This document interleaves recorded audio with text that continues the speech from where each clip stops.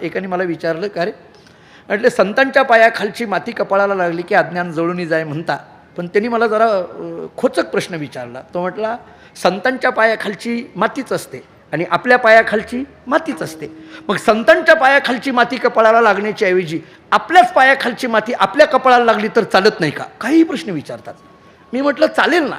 तो म्हटलं काय होईल? म्हटलं काही नाही, तुझ्या पायाखालची माती तुझ्या कपाळाला लागली तर तुझीच माती होईल, बाकी काही व्हायचं नाही. म्हटलं तुझे पाय कुठं नीट आहेत का?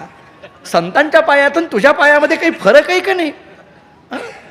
एकनाथ महाराजांनी भागवतामध्ये असं वर्णन केलंय, तीर्थयात्रा क्षेत्र गमनता हरी कीर्तना जागरणा जाता, का संत समागमी चालता, का नृत्य करिता हरी कीर्तनी. या पायाने काय करावं? तीर्थयात्रेला चालत जावं.